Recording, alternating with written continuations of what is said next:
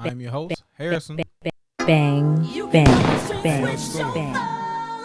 Honestly, I think I can fuck with a motherfucker like you. Hoochie. See, I don't like a motherfucker that be all on me. It's the 8192 podcast where we always keep it 100. Show me one! You know how we do. Hoochie. Yo, what's up, everybody? Welcome back to another episode of the 8192 podcast where we always keep it 100. I am your host, Harrison. Yes. How's everybody doing today? I am glad to be back in effect. Thank you. Bang one more out for me today. So thank you, everybody. It has been a couple days since I've been back. Appreciate everybody for joining me today. Appreciate everybody that checked out last week's episode. It was a banger. Appreciate Grown Folks Table for coming on with us today, but it is just me rocking out today. So hope everybody's doing good. This has been a good week for us today. Want to shout out Cashville ETC for having me the dope shirt for today. I told them I'll make sure I have it on. It is a Nashville brand. Like I said in the last episode, I do always try to make sure I shout out everybody, or make sure I always do something for the community, especially black community. So I want to make sure, I don't know if it's Cashville etc. or Cashville ETC, but I definitely making sure I rock with the gear. So anybody watching the YouTube video, make sure y'all go ahead and get this. I tagged them on the last video that I did, but I'm definitely going to make sure that I will put them in the post that I put out this week. So make sure y'all go ahead and check them out. They are a black business in Nashville, Tennessee. They do dope clothes. Y'all will see I got the Hoochies on, Hoochie, and I also got on the shirt today. The shirt is dope. They got hats and everything like that. Dope gear. So make sure y'all check them out. It is called Cashville ETC or etc. So please, somebody say the vocals for me so I can make sure I got it correctly, because I hate messing up the names. But make sure y'all do definitely go shop with them. Dope gear, black on, reasonably priced. Everything is good. But let's go ahead and get out the show. So let's go ahead and start it up. It's a bunch of stuff to talk about. It is hot up in this bitch too. That's why I ain't really break down too much that I was gonna get up into this thing when I was up there walking and how I walk, talking and how I talk, because it was too much to get into. I mean, too hot up in here to go ahead and do all the extra stuff. So usually I do my breakdown narrative. I know some of the things I've been working on recently is just I noticed I really wanted to talk about this a couple weeks ago, but I didn't really get into it at all. But I noticed that over the last couple years where I work at, I noticed that I've built up this kind of caricature, however you want to call it, at my jobs. And that's just because of like my size and my demeanor. You work around people, especially white people. They kind of they get this presence or feeling that like they don't feel safe with you or around you or anything. Or like with me and my size specifically, they say I look like security or I look intimidating and things like that. And so a lot of times, like, because of, I guess I have the male RBF, I look like I'm angry or things. I look like I'm angry a lot of times, which is not the case. A lot of times I'm just zoned out. I'm not paying attention. And so most of the times when I'm out doing stuff, I just happen to just kind of be to myself. Naturally, if people see me, if you ask a lot of people, they will say that like when I'm not like at work or anything like that, I'm very quiet. When I'm at work and things, I talk a lot. Like I'm nonstop talking, which makes it natural that I have a podcast because I can talk all day. If you meet me out in public, I'll talk. But if I'm kind of like in settings like people have gone out to eat and stuff with me, I'm not really too talkative outside of like the atmosphere of work. I built that up kind of like to past work time so we can kind of get through the day. But as soon as that's over, like I'm back to myself. Like I like to be by myself. And I put that on because I would get a lot of times people would be apprehensive to come around me because they said I had this demeanor that I didn't want to be where I was at, or I didn't feel like I appreciated the things I was at, the environments that I was being given to. Presented. And it kind of pissed me off because it's kind of like people were like, you better be proud, boy, or like on some like slave shit. and I earned the spots I was at, but I'm even working in like professional settings.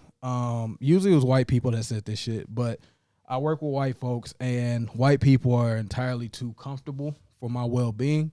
They like to talk about shit that is not work related at all.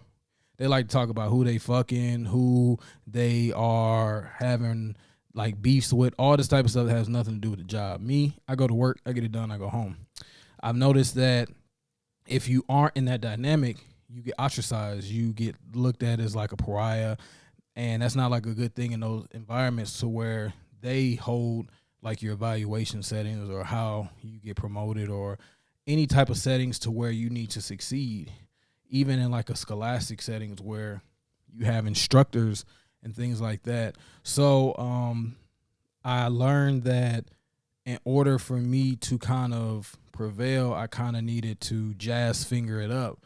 And so I kind of put out a piece of my personality that I kind of only held with like people that were close, because I felt like I'm very private. I've said this multiple times. So I feel like if I wanted to make somebody laugh, I only feel like it was afforded to people that were close to me, that have done something for me. I don't feel like everybody is afforded my joy and my laughter, because I feel like I only feel like if you've done something to me special, then you should be the person I make laugh. And that's something that I feel, that's just from what I've gone through. I don't feel like everybody should get the best part of you. I don't feel like that's something that people should be rewarded with just because that's like human nature. So I'm very reserved. I'm very private. I don't think everybody needs to be in your business. But I do notice when you do that, you kind of look kind of security-wise, like who can get in this club. And it was kind of being, with my stature, it was not being very... trying to say what's the best word for this. It was not putting me in positions to succeed. It was making me look like I was someone who was in a place to where I could be a problem to what the infrastructure that was set before me. So over that, to speed it up, I made myself a caricature. And in that caricature, I made myself such a personality that people kind of lost sight of the job that I did. And in this time when people didn't notice the job, and it's kind of a double, it's kind of like a twofold. I was doing my job good, but because I wasn't the person they wanted to be, they never looked at my job. Like I remember at times when I would turn in like papers or classes, college classes I completed, they never cared about that because I never showed myself personally. And now, like, you know, speed it up to now, people are still amazed that I do stuff professionally, get degrees and stuff, because I seem so jokey. I wouldn't keep stuff serious. Ironically, I joke so much sometimes people ask me, when I have sex, people think I'm gonna sit there and start doing knock knock jokes. Like, ooh, knock knock, who's there? The dick. Like, who the fuck would do that during sex? But people just kind of, if you're not doing something in front of them, it's kind of like it doesn't exist. So I put myself into this realm of kind of being the life of the party. And when you're the life of the party, people only see the party. And so with that, it kind of got to a level of professional disrespect. And that's kind of like, I put myself in this realm of like, I'm starting to get to a point to where like, I need to figure out like, where to put like that personal level to where I just need to get it. I need to bring my professional level up to a point to where it can get me the job done. And I just have a problem with going into a world, and I'm tired of working in places where my personal life or my personal demeanor is so important, and to a point to where it is indicative for me to professionally succeed. I say that because what I have to do personally is causing a problem on how people want to evaluate me professionally. And what I mean by that, I'm not going out there getting in trouble. I'm not going out there getting in trouble with the law, doing anything that's detrimental to what I'm doing. It's your perception of me is becoming a professional reality of how you want to dictate me. If I'm not somebody that you perceive to be somebody that you can see yourself relating to, then you're not going to look at me for things that are beneficial to me because I am not somebody that you want to align yourself with personally. And it's just kind of like when I was a life of the party, it got to a point to where professionally you weren't respecting me. And it just got to a point where it was frustrating. And you run a line of that, and it's kind of like, well, I'm just at this impasse where it's like, what's the balance? Like, like if I don't do one thing, it looks like you're maligning me, and I'm looking like I'm bringing down the demeanor or whatever, the workplace. And then if I'm too much of the life of the party, it's like when I do have something to say, it's kind of like chuck and jive, nigga. I don't want to hear that. Get to play the song. Almost like I'm the DJ. Keep playing the song. We don't want to hear you talk. And it's like, because you only know me one or two ways, either quiet or erratic, it's kind of bad. And it kind of goes into like my personal life, like how people perceive me, not professionally, but even in my regular life. I've kind of just gotten to that point now to where I know people have perceptions of me, and I've just learned to know that I am at a place with some people, and it goes back to that not trying to win everything, to where I'm not going to, if your perception of me is one thing, I'm not going to win that battle either way. So I just learned to kind of get it and just accept it for what it is. If I go out there and I have a tangent and I could be right on something, what am I going to get? Because however I bring myself to, you're going to say I'm being erratic and I'm being angry. And that's the perception of me being Angry James or Angry Harrison, or wherever spot I'm at, whether I'm personal life or my professional. Or if I'm being quiet, then I'm being aloof and I'm being, that personality that and it's like you can't tell me anything. So it's kind of like I'm in a no-win situation. And it kind of irritates me because my personality is so dynamic. I hide a lot of people's flaws. And I get annoyed with that because everybody should be in a process to where they're constantly growing and constantly getting better with themselves. But it seems that when you are the personality that is the biggest draw, it's so much easier to focus on yourself.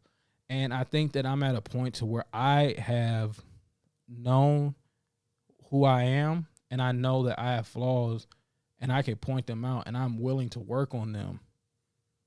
It's easier when people can see mine and can address it. But because multiple people can see mine, it's almost like they are saying, because two people can see that there's a problem with me, that means when I say something else about them, that I must be just saying something to say it. Like it can't be true because these two people have an agreement. Like if I say, well, you were doing this, they're going to say, he's just reacting to us both saying a complaint on him being one way. And because these two people are saying an issue that sounds similar, it's going to fall in line with a personality. And that just gets annoying to the fact of, just because I have a personality trait, that doesn't mean I don't know what that trait is. It shouldn't also nullify what I have to say. And I think people fall too much on what's easy to attack by me because it's in the forefront, and fall behind that. And because of the fact I know that and I will admit it, you run behind me and use me as a scapegoat to not address your own issues. But because I have such a loud personality, it's so much easier to see a burning house in front of you when it's on fire and not see that the embers that are back behind you that kicked out when the fire was spewing. And you don't see that it's falling in a pile of grass and it's slowly burning. So that was my little talk. I'm just learning to separate my personal and professional, but I need to learn, and I can get that for the next place that I go to, balance it out evenly to where I'm not giving too much of something. So when I do decide to bring it down, it's not seeming like I've never gone to a place to where I wasn't one of one. Like I'm either too chill or too hyped to where I do decide to kind of like be myself. It doesn't seem too like, what's wrong with him? And I was like, that could just be me. And so I need to find like a good balance to where I can be a little bit of like funny or talkative, and then when I decide to be chill, that's kind of like myself. And then when I decide to be professional, I have a good mixture of it all. But I have to hold myself accountable because they don't know how to look at me unless I present myself that way. So a part of that is myself. So a lot of this, I'm not really upset with them because they wouldn't even know how to look at me like that unless I gave them the plate to eat off of. So a part of the annoyance is I am annoyed with myself because you don't get this ammo unless I load it into the clip. So I need to do a better job of giving people a better first impression. You only get one. And a lot of times this falls into times when I tell people like how I go out, how I dress. You only get one first impression. Well, this is an impression I gave people. And I need to work on how much I oversell. I need to make it balanced because when that shit happens, you can't be upset for how anybody perceives you once you put your audition out there. So that is just something I've learning to do, to be better than what I am. And I need to learn that just because somebody has a perception of you, you don't need to fight them so they can see the new you. You continue to be you. And if they don't want to get on board, fuck it. Like, go on. Like, there's them missing out on who the new you are. You don't need to backtrack, James, and go back and say, because that's wasting time on your progression. That's another thing I got to tell myself. Stop wasting time trying to tell motherfuckers who you are. One thing people don't know is I don't speak to my fucking father. Like, that motherfucker get dropped today and I give a fuck less because I set a boundary on respect. And it's continually disrespect because the nigga has the same name as me and he thinks because he is my parent that he can just continuously disrespect it. And like I said episodes before, I had to be accountable for wrongdoings at 11, 12, 13 that were swept under the rug. Well, at a certain point I had a line that was drawn and it continuously got drawn. It continuously got crossed. And so when I said enough was enough, that was it. So it's nothing to keep going back over. And I'll take that loss. I'll take that harnish, that brash that comes from siblings because, oh, he's reached out or he's trying to do. I don't give a fuck.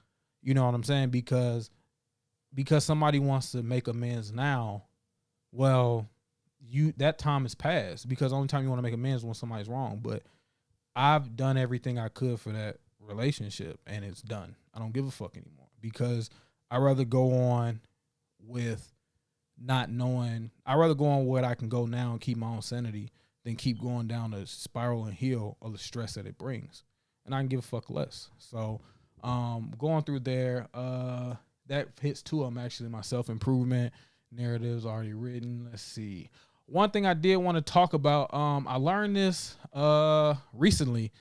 I've been watching a lot of stories lately. I've just kind of been getting more ingratiated in kind of what like drill music is. And a particular person came up. I was on Twitter the other day and last week actually, and the tweets from a certain conviction came through for the murder of an individual named Modell, which came through and said the murderer was actually the murder of this particular individual, which was in 2012, was none other than King Von. One, had to realize how old I was in 2012. My big dumbass said, damn, I was 12 years old, which also let me realize, goddamn, it's 2022 and 30 years ago was not 1970. 30 years ago was 1992, and so I am 32. That's wild. But also when they said 2012, I had to realize like how old was this nigga King Von? I never listened to this King Von person until I never even heard of King Von until the person died. I never knew of him at all. I think once you get past a certain age, I think anybody Young people ain't gonna get this because anybody that's like between 25 or so and younger, y'all still kind of experiencing new people. So your platter of who you adding is still a buffet of rappers. You adding everybody. Motherfuckers cry when XXX Tentacion and Juice WRLD and all these motherfuckers died. Ain't no way in hell I didn't give a fuck. You know what I'm saying? I'm gonna keep it a buck. I didn't care. Don't. When Mac Miller died, though, boy, that shit hurt. I still think, like, man, when Nipsey died, I want a Nipsey tattoo. You know what I'm saying? Because that was who was in my beacon of, top tier rappers to me. Didn't even know who King Von was. So I didn't even know he sung that song, Took Her to the O, until that white girl sung the song. And I was like, what song is she singing before? The one that was reciting the lyrics at the wedding. And then after that, I was wondering who was singing that song that this DJ was playing for these kids. And them kids was singing that song. So this was probably like a couple months ago that I actually even heard, like, for the first time, Took Her to the O. And that song came out in 2020. So speed it up till now. This shit comes out about King Von. And when I'm looking at this tweet that came up, I'm looking at it and it said he convicted of killing him in 2012. So at the time I had to think about how old was he when he did it. I'm thinking nigga was probably born in 2000. He's like 12 years old when it's coming through. And we all know about the Chicago culture. Chicago is a very dangerous place. It's like a lot of places, like, when we were younger, the Third Ward of New Orleans was nothing to play with. A lot of people know about Florida is nothing to play with. Mobile is nothing to play with. It's a lot of places. Georgia, Columbus, Georgia, nothing to play with. Like, so everybody has, like, every place really has places nothing to play with. Nashville got places nothing to play with. So what kind of intrigued me about, like, this whole aspect of it, prior to me finding out about this tweet last week, it was a line and Took Her to the O that I really didn't pay attention to until maybe like 2-3 weeks ago, that when he said when he shot the guy and the song, when he threw a brick, popped back out, she hopped up in the car, but I slipped up and he kept her alive. The way he said it was just really descriptive versus like a rapper song. You know what I'm saying? When people, they talk about killing people all the time, but it sounded like some Marvel shit. The way he said it was kind of like line for line of something he had done before. But I was like, that was kind of really descriptive, kind of like a first person view of something he had done. But I kind of just took it as like a grain of salt. And then I went back around my day. But a week later, that's when that Modell shit dropped. And so I go through the comments, and of course, and I was just like, how the fuck are y'all charging somebody that died? And then I'm thinking, I'm like, murder? That's kind of wild. And I was like, how old was this nigga? Found out he was 26 when he died. And, you always go through Twitter, of course, because prior to this, and I bring this up, and I know y'all are reading, like, where's he going with this? The only thing I had ever heard of, because like I said, I've only heard of King Von prior to this, when he died. Never heard of him before, never heard of his music. He died in 2020, and I knew of him for that Asian doll girl. Never heard of his music. So I didn't hear Von's music till 2022. He died in 2020 at the age of 26. And at that time, all I heard was positive stuff about him because he was in Mirrors. Rest in peace, Von. I think the key hopped on people's live. So I scroll through, and I get to a tweet and it said, you didn't know this about Von. And it's a video of him. This nigga was this nigga was knocking niggas off. And you go through the video, and like, this is the music part, the episode. So I wanted to do this episode because I thought like this was intriguing and something to talk about. Don't worry, we got other stuff to talk about. It's music episodes. We can talk about another part of music about a sucker nigga. But I go through this and I see this nigga Von was living his fucking raps. Like, this nigga was a fucking Assassin's Creed type killer. Like, they got videos of alleged like 7 murders, like assisted on 4 hits and shit like this. Like, this nigga was a walking fucking Grim Reaper. And to like go through this shit, this nigga was tweeting it on broad fucking daylight of the shit that was happening in Chicago. And I never really even knew what drill music was. A little bit of ignorance on my part, but I've caught myself up between of at least getting like the gist of what it was. I thought drill music was like some shit from the UK, because the only time I heard of it prior was like a UK nigga bringing it up. So I go through it and I see it, and it's kind of really sad too, the videos of all these young people dying in Chicago. Like, so the video is just of him, and it's just documenting of like all these quote unquote incidences with Von. And this is before like his rap career, and the problems that he had were extensive. Like, it's the fact that this nigga was walking around the street having a rap career is like fascinating to me. And I had to look at his music different, you know? I was sitting here rapping, took it to the O, but what would get me hyped before games was Who Hotter Than Me by ESTG. You know what I'm saying? That would just pump my adrenaline, because when I looked at Von, he never looked like anybody I would initially be worried about. He was a small little guy. He just looked kind of weird to me. You know what I'm saying? He liked somebody that would fight. I'm not saying he didn't like anybody that would shoot. You know what I'm saying? He like one of the type of people that would go to a gun before shooting. But knowing his history, you know what I'm saying? It was kind of like I said, this nigga was a walking Grim Reaper. To see the history and shit of Chicago, and then to go back into it, these niggas was tweeting every day. And the fact that Chicago police is like a fucking joke to me after watching this. They were literally like walking and talking about everything that went down. Fascinating to go through. I could talk about it for hours. But the guy goes to jail. He comes through and he's rapping. So I go and I'm listening to his catalog recently up until this time. And I won't lie to you. Like, it's terrifying seeing and listening and seeing like this is the life of Chicago. These kids are so young. Like, I sound old at this point. These kids are so young. Like, me and Banks were joking about doing a skit. Like, if we and him would do a skit about moving to Chicago at 32, like, niggas would joke on us like we are the old niggas moving for Social Security and shit like that. But, you know, we just rapping and shit about this. And it's funny because we sit there and we see the shit, and I listen to his music, and I don't know, it makes like listening to him like a little bit more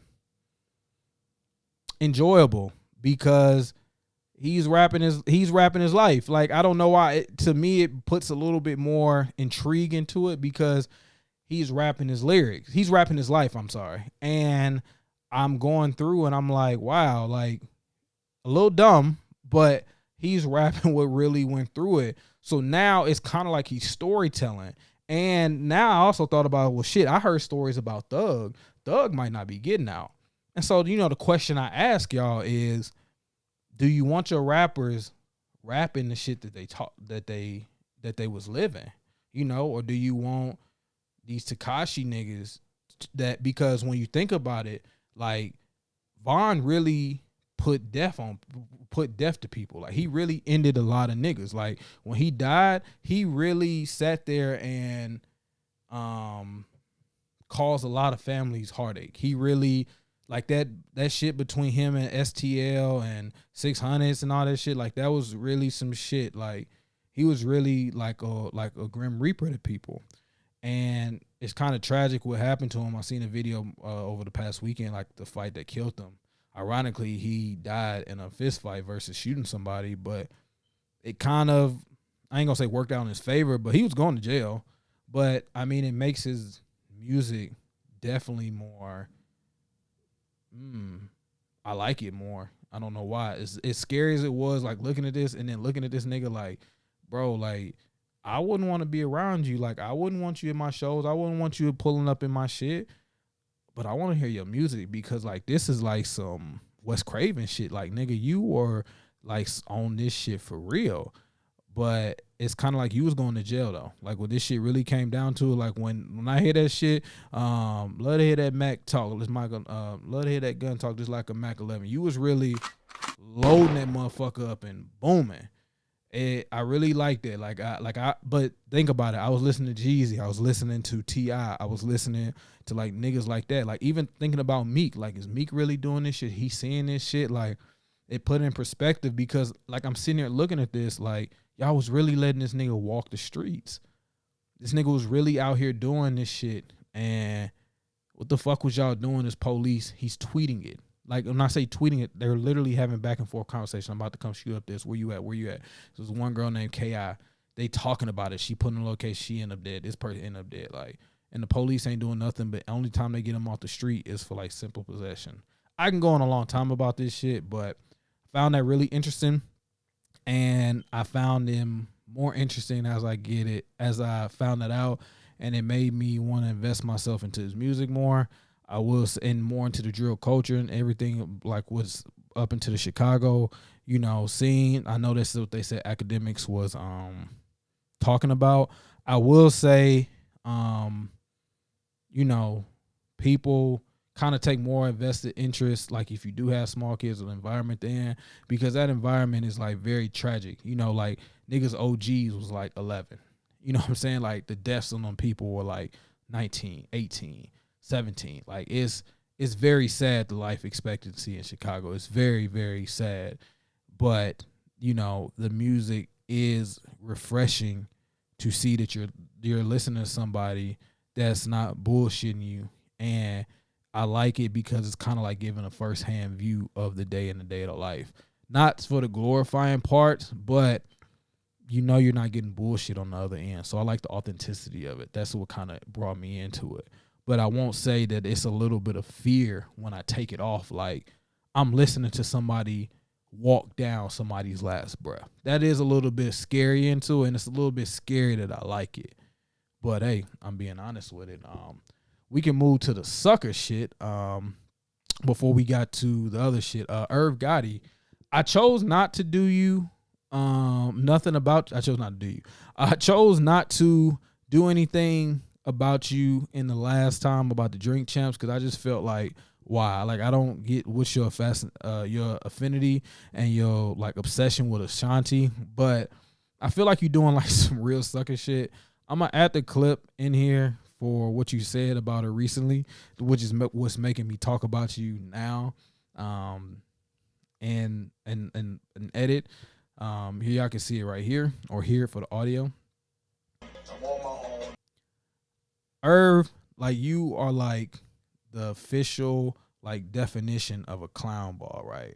Like, the only thing I can say to you is like, like, only thing I really can say is like, I gotta give you the Martin line for this one. Man, sit your dumb ass down. One more time. Man, sit your dumb ass down. Cause I just feel like the way that you are just really like on her is just like, you had no, like, you act like this is the only pussy you've ever had in your life. Like, it's the only cheeks that you've ever gotten. Like, this is like obsession. The way that you talking about her is like on some predator shit.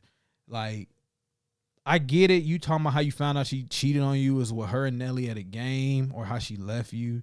But this stuff about you taking her home and like you dropping her off and you just had to grab some cheeks. Like, everything that you do has to do about Ashanti. I don't even hear you say nothing about you and Ja Rule, you and the 50 Cent beef, no nothing. Like, everything has to do with Ashanti. Like, you have to be like the lamest, like, cornball simp nigga I've ever seen in my life. Like, when we talk about like niggas act like they've been around something before, I need you to be the poster child of acting like you've been around a fine woman before. You've made too much money in your life. You've been around too much shit in your life to act like you've never been around a fine female. You are basically making a career off of saying that you've had a bad one. You've act like you've even been with Corinne Steffens. And you never bring up Corinne Steffens' name. It's always Ashanti. It's always Ashanti. Ain't never said nothing about you. I don't even think, like, I almost feel like you like clinging on to that body as much as the nigga who want to say that he took Beyonce to prom. Like, you gotta be like wiggity wiggity wiggity wiggity whack. Like, I got one more time. I'm sorry. Man, sit your dumb ass down. Like, stop. Please stop, my nigga. Like, the shit that you pulling on and like what you using for clout, like, I don't know what she did to you that's got you talking about her 20 years later. Like, it's ridiculous. And it sounds so predatorial. Like, and I feel like, who is your team? Like, who's putting this shit out that's like not co-signing and telling you like stop? Every time I see, like I said, the first time was corny. And then this shit is just creep ball shit. It's almost like the nigga at Players Club that was waiting at the bottom of the steps for Diamond when she was at her apartment, and she was like, "This is where you live? Huh? It's a nice place." And like try to run up the stairs because he paid for like some lap dances and shit.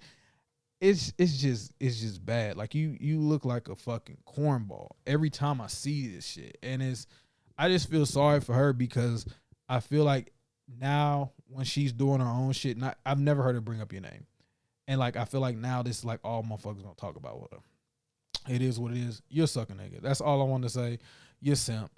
Act like you've had some ass before. Act like you've been around a gorgeous woman before. And come on now, stop. Active shooter in Atlanta. I want to tell people, play stupid if you want to. Some people are about it, and the revenge game is some game that people will play. So there was an active shooter in Atlanta that happened the other day. And I will talk about Pat Beverly going to the Lakers, and they just saying Russell Westbrook might be done for a Laker. Y'all got to get over that, but I didn't think that they would play. So let me go ahead and see what the active shooter was real quick, because I just want people to know, like, when it comes to this shit about, like, eye for an eye, I want people to know, like, it is on site. So the active shooter, her name was Raiisa Kengne, and she was an active shooter. I want to say this happened, 3 days ago? What's today? Thursday. So that made that Monday. So she basically was on the run, or I don't know if she was on the run, but she targeted two people in Atlanta. She had them on trial. Let me just read it from here. It says, basically said she tried to report them for fraud. And they broke into her house to try to delete the evidence that she had against them on fraud. And she tried to report it to the police. The police did nothing. So she took matters into her own hand. She went and shot their ass up. I ain't out here wishing murder on anybody. I'm not out here saying what she did was right. What I'm telling you is stop playing with people. Nobody did anything, or people was out here defending Kyle Rittenhouse for the right to bear arms. And people shouldn't have been out past 11 doing a protest and la-di-la-di-la-di-da when he was up there. Okay. Y'all was breaking in her house. She went to the police. The police didn't do nothing. Y'all was threatening her. Y'all thought this little black woman wasn't going to do shit. Y'all lucky I ain't got the run up, get done up clip. Well, you play with the right one. Play stupid games. Stupid games will happen to you. So, like I said, you tried the right one. The right things happen to you. I'll say to people all the time, some games, well, in the words of Young Dolph, don't play with me, play with your bitch. And that's how I'm going to end that part of it right there. Not condoning what she did. I'm not saying you go out there and shoot whoever. What I'm saying is the police wasn't going to do nothing. You threatened her. You put her life and ruined everything she had. She took justice into her own hands. Hey, and it was she had her target's name, so it wasn't no active shooter. Active shooters seem like they just going out there wild and ain't got no targets. It's just going out there. This was precise shooting. So I don't know if y'all want to call it active shooting. Call it precision. Because she knew precisely who she was going after. And she bang, bang. So call it what it is. Stop playing with people. That's all I'm going to say on that one. Lakers, like I was just saying for that, got Patrick Beverly saying Westbrook ain't going to play. Get over that shit, man. Shit, that's all I'm going to say on that one. Get over that shit. You know good and goddamn well if you wasn't shooting at the side of the goddamn backboard, all right, like you was up there doing and one moves in professional games, knowing good and goddamn well that you was out there hacking that motherfucker, then it wouldn't be that. Okay, they got to sit there and go make moves to win. This ain't time to be playing for feelings. Let that shit go. Do I think y'all motherfuckers going to be up in practice thumping Hell yeah. Do I think y'all gonna be out there fighting on the side of the bench? Hell yeah. Do I think it's gonna be some type of, yes, it's gonna be some chaos. Do I think it's gonna be funny as hell? Hell yes. But I mean, let that shit go. Russ, don't nobody want you, bro. And I'm not saying that like as like no hater or nothing. I'm just like, I'm keeping it a buck. Like, you need this season to prove that you were that guy. You're gonna have to swallow that pride. Go for it, bro. Like, you gonna have to show people that you can be, even though people love you on the team that you own, you're gonna have to show people from outside looking in perspective that you can be bigger than Russell Westbrook, the name. Because look at playoff P. Paul George is a great player. But that playoff P shit, hey, Ben Simmons. Ben Simmons is a great player. But now everybody calling him soft. It's not about, and I said this earlier in the show, it's not about what you can actually do. It's the perception. You got to work through that, bro. So it's nothing more, nothing less that you can say from that. Y'all wrong as fuck for making Magic Johnson come and apologize. I be coming to tell y'all that he never donated blood. I thought that shit was funny as fuck. I was going to do a spoof and say that I got blood donated by me and just make the camera start shaking by like, oh my God, Magic donated blood to me and I can't see it, but Magic has gone through enough. This is a good way to end it right here, man. I appreciate everybody for hanging with me. Make sure y'all like, share, and subscribe. This has been another episode of the 8 More Than 92 podcast. Make sure y'all check out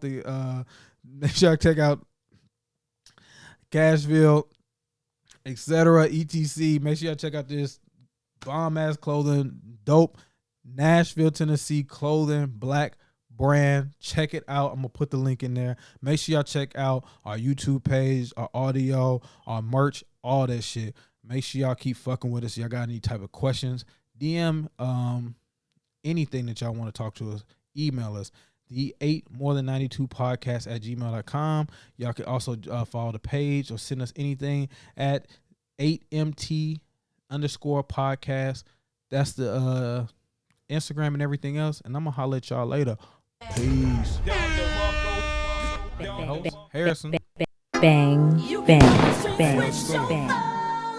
Honestly, I think I can fuck with a motherfucker like you. Hooch. See, I don't like a motherfucker that be all on me. It's the 8 More Than 92 podcast, where we always keep it 100. Show me one! You know how we do. Me 100. Hooch.